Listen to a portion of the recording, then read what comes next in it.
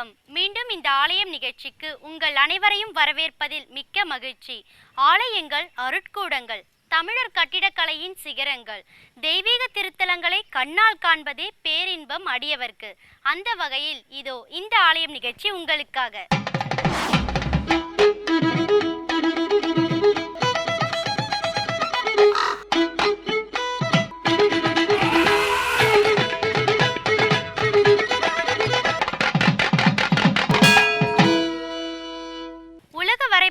இந்திய துணைக்கண்டமே புண்ணிய பூமியாக சிறப்பிக்கப்படுகிறது.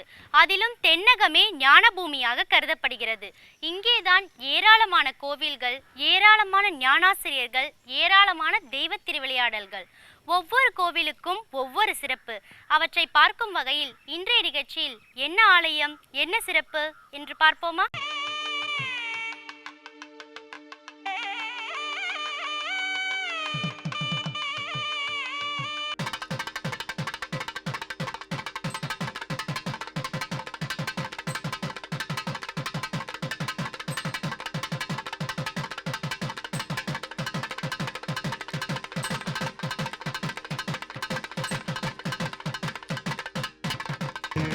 தமிழகத்தின் தலைநகரான சென்னைக்கு மேற்கே இருக்கும் ஊர் பழவந்தாங்கல். இந்த பழவந்தாங்கல் ரயில் நிலையத்தில் இருந்து 1 கிலோமீட்டர் தூரத்தில் நேரு குடியிருப்பு பகுதியில் அமைந்திருக்கும் திருக்கோயிலே இந்த ராஜராஜேஸ்வரி திருக்கோயில். தமிழக மக்களின் மிக தொன்மையான வழிபாட்டு முறைகளில் அம்மன் வழிபாடும் ஒன்று. கொற்றவை வழிபாடு குறித்த செய்திகள் சங்க இலக்கியங்களிலும் காப்பியங்களிலும் காண கிடைக்கின்றன. அறிவு செல்வத்தையும் வீரச் செல்வத்தையும் செல்வச் செழிப்பையும் தந்து அருளும் அம்மையின் வழிபாட்டிற்குரிய வடிவங்கள் எண்ணிலடங்கா.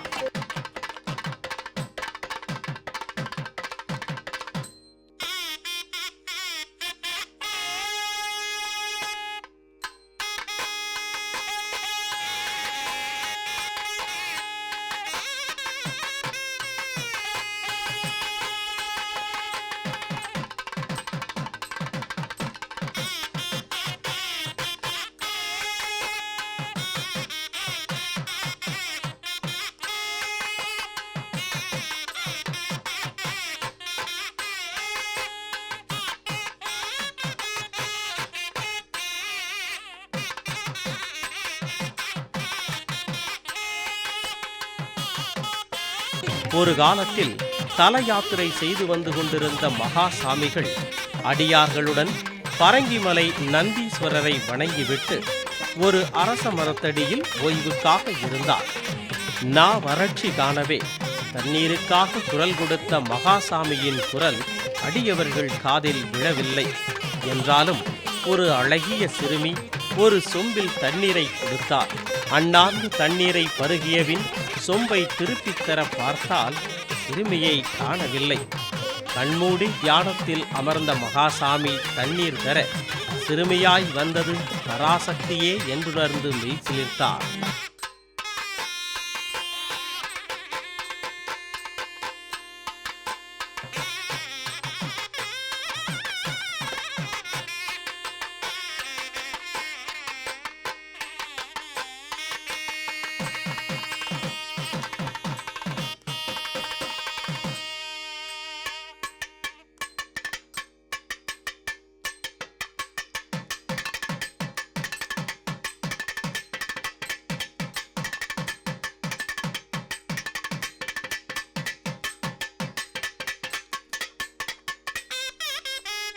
கண்மூடி தியானத்தில் அமர்ந்த மகாசாமி தண்ணீர் தர சிறுமியாய் வந்தது பராசக்தியே என்றுணர்ந்து மெய்சிலிர்த்தார். இந்த இடத்தில் அம்பிகை இருக்கிறாள் என்று கூறி தனது தல யாத்திரையையும் தொடர்ந்தார். தேடிய போது ஒரு விவசாய நிலத்தடியில் அம்பிகை சிறுமியின் வடிவில் கிடைத்தது. கூடவே ஒரு சண்டிகேஸ்வரி விக்கிரகமும் கிடைத்தது. மகாசாமிகளே இந்த பழமையான விக்கிரகத்தை பிரதிஷ்டை செய்து ஸ்ரீ வித்யா ராஜராஜேஸ்வரி என்ற திருநாமத்தையும் வைத்தருளினார்.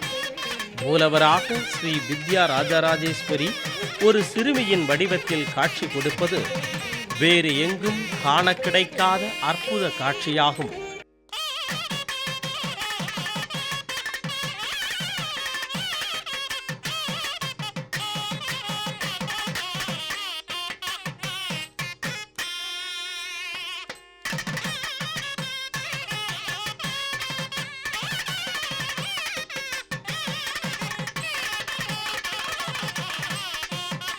வாராந்தோறும் வெள்ளிக்கிழமை ராவுகால பூஜை இங்கே மகளிர் கொண்டு வெகு சிறப்பாக நடந்து கொண்டிருக்கிறது. துர்கா மண்டலியினர் 10:30 ராவுகாலமும் செவ்வாய்க்கிழமையில் 3-4 ராவுகாலமும் இங்கு சிறப்பாக துர்கா மண்டலி மகளிரினால் சிறப்பாக நடந்து கொண்டிருக்கிறது.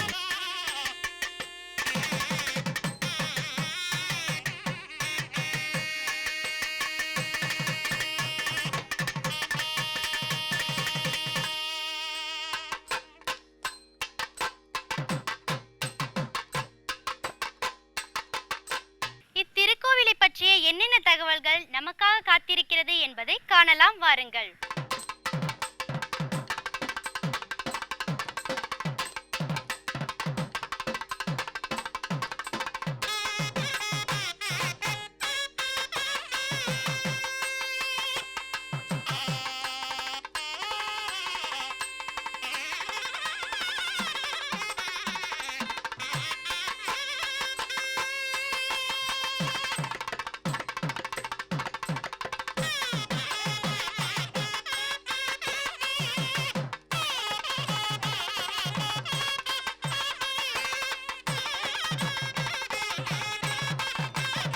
அம்மையின் அருள் வடிவங்களில் மிக முக்கியமானதும் முதன்மையானதும் ஆன திருவடிவமே ராஜராஜேஸ்வரி. கலைமகள், அலைமகள், மலைமகள் இம்மூன்று சக்தியும் மூன்று சேர்ந்த நிலையில் ராஜராஜேஸ்வரியாக திகழ்கிறது என்றே சாஸ்திரங்களும் ஆகமங்களும் கூறுகின்றன.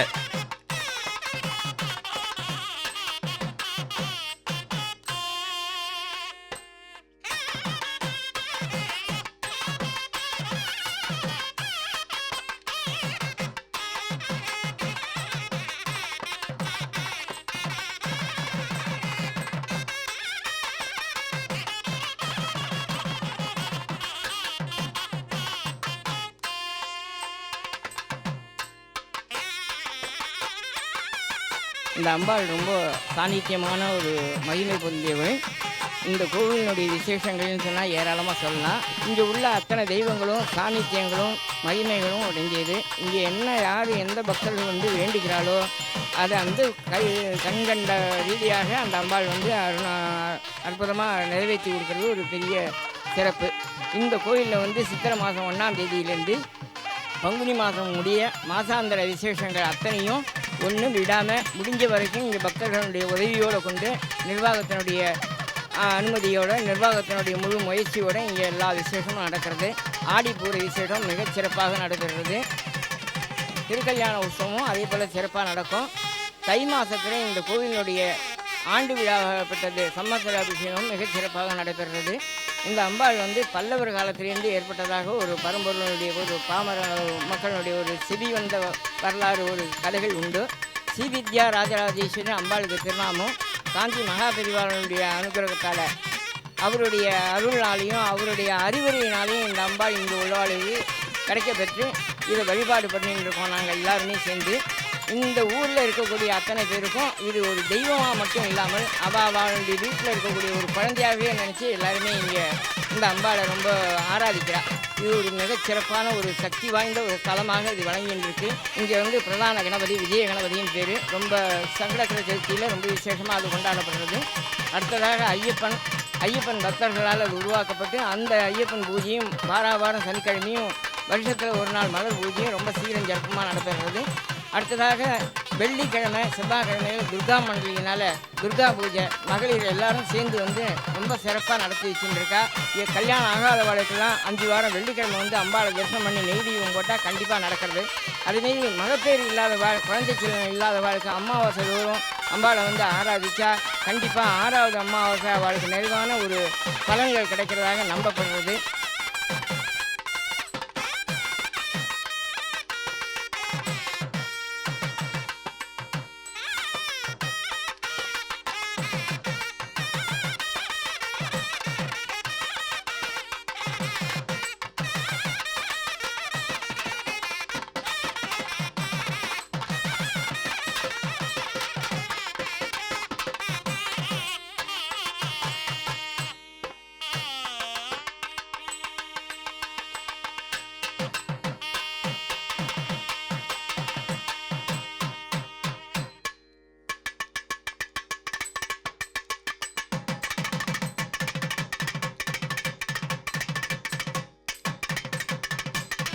ஒவ்வொரு ஆண்டும் மாசி மாதத்தில் 6 நாட்கள் சூரியனின் கதிர்கள் கருவறையில் உள்ள ராஜராஜேஸ்வரியின் மீது விழுகிறது.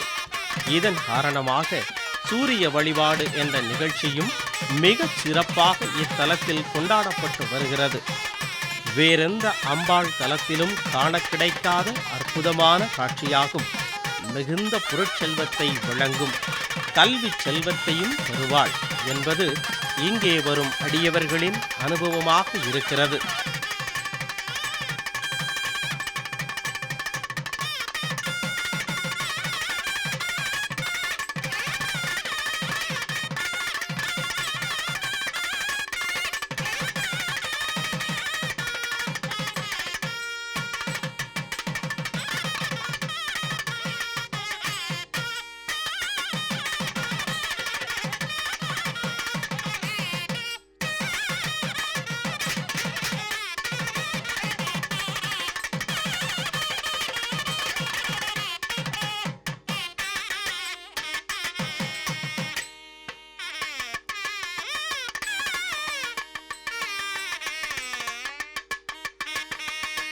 இன்றைய ஆலயம் நிகழ்ச்சியின் அடுத்த பகுதியாக வருகிறது திருப்புகழ். எண்ணிலடங்கா பாடல்களை அருணகிரிநாதர் பாடியிருந்தாலும் நமக்கு கிடைத்திருப்பது 4 விழுக்காடு பாடல்களே. ஒவ்வொன்றும் அருட்முத்து போன்றவை. இனி இன்றைய பகுதியில் என்ன பாடல், என்ன விளக்கம் என்று பார்ப்போமா? எல்லோரும் இன்புற்றிருக்க நினைப்பதுவே அல்லாமல் வேறொன்று அறியேன் பராபரமே. கதிர்காமத்தில் எழுந்தருளியிருக்கும் கந்த கடவுளை நோக்கி நமது சந்த கவி அருணகிரிநாத சுவாமிகள் பாடிய பாடல். தமிழில் சில தகவல்களை சொல்லும் பொழுது அப்படி சில வார்த்தைகளை சொல்கின்றோம் அல்லவா, அதை கேட்கும் பொழுதே ஒரு புத்துணர்ச்சியாக இருக்கும். புறத்தார் வரத்தார் சரஸ்சேகரத்தார், என்ன புறத்தார் வரத்தார் சரஸ்சேகரத்தார் பொறத்தான் எதிர்த்தே வரும்போது பொறுத்தார் பறித்தார் சிரித்தார் எரித்தார் கருத்தார் மருத்தூர் மதனாரை. என்னையா தமிழ், என்னையா தமிழ், முடியுமா இன்று? தமிழை வைத்துக்கொண்டு எந்த அளவுக்கு நல்லதை செய்ய வேண்டுமோ அந்த அளவுக்கு அள்ளி கொட்டியவர்கள் நமது முன்னோர்கள். அதில் தலைமை சந்த கவியான அருணகிரிநாதருடைய பாடல் சரத்தே உதித்தார் எனும் பாடல். இந்த பாடலில் அருணகிரிநாத சுவாமிகள் எளிமையாக நமக்கு புரியும்படியாக சொல்ல வேண்டுமென்றால் கந்தபுராணத்தை அவ்வளவு அழகாக சுருக்கமாகவும் சொல்லியிருக்கிறார். பாடலின் தொடக்கமே முருகப்பெருமானுடைய அவதாரம், முடிவு அங்கே மன்மதனுடைய சம்ஹாரம். இதில் என்ன தகவல்களை அருணகிரிநாத சுவாமிகள் சொல்லியிருக்கிறார், காரணம் என்ன இணைப்பு என்பதை பாடலை பார்த்துவிட்டு நாம் விளக்கத்தை பார்க்கலாம்.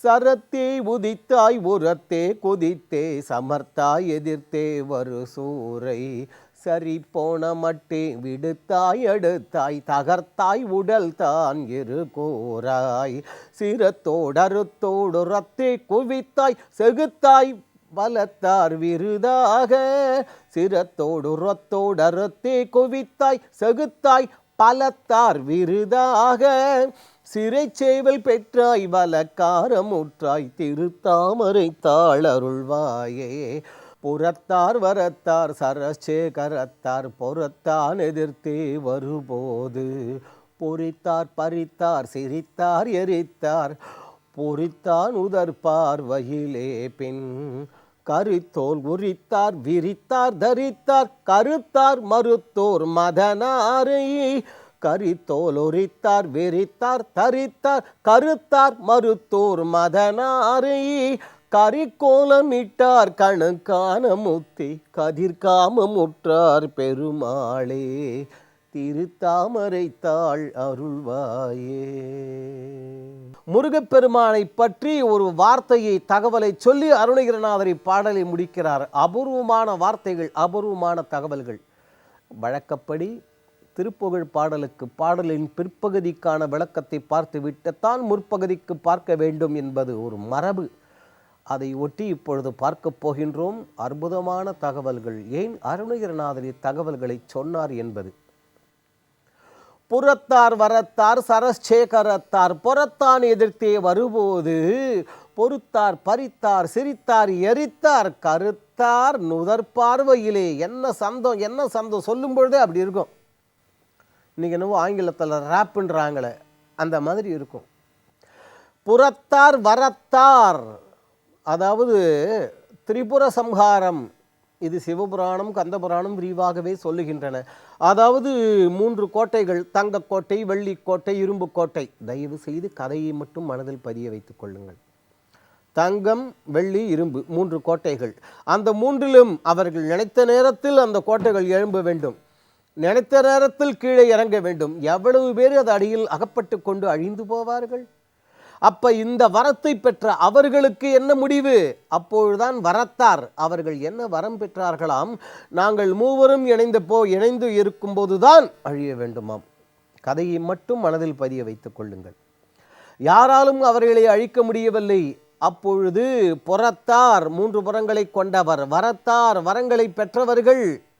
இந்த சரச்சேகரத்தார்னு ஒரு வார்த்தை அருணகிரிநாதர் உபயோகப்படுத்தினார் பாருங்கள்.